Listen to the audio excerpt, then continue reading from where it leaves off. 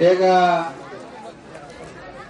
kabajamtoota ulamaa'ota keenya, kabajamtoota akkasuma manguddoota biyyaa, kabajamtoota haawwan keenya, qeerroo fi dargaggoonis hundumti keessanuu keessummoonni keenya akkuma walii galatti warri bakka adda addaarraa asitti argamtan arraan tanagaa cidha garteegaa diin islaamaa kana qeebaluudhaaf warri asitti duuba xiqqaa guddaan argamtan baga nagayaan asitti nu argamtan anaa dhufuu isiniin jechuun barbaada.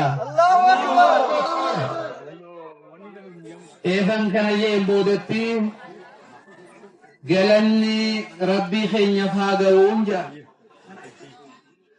Galanni rabbii keenyaaf haa ga'uun handuuba bu'ii keessa dabarree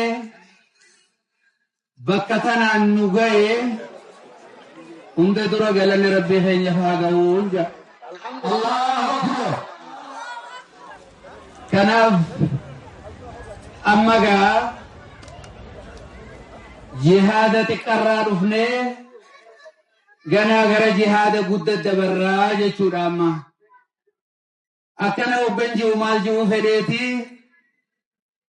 ni eegalle malee hin xumurree jechuudha. Galamsoo jirtu,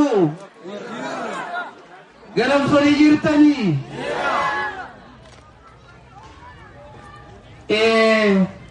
Ni eegalle malee haafes asumaan akka wahiitu nu hafee beektan dhaamsa dargaggoo fi manguddoon haawwan keenya hundumti nuka walii galatti arra ni eegalle malee xumurri hin geenye akka ifirratti beektaniin isinin jira.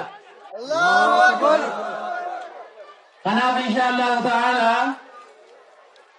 warra gammachuun turutti dhagayamtee inshaallah diin kanaaf utubaa ta'ee warra garteegaa zamana seenaa ergamaa rabbii deebisu galamsa rabbii sinaa godhuun jaaga. Allahu akbar, Allahu akbar.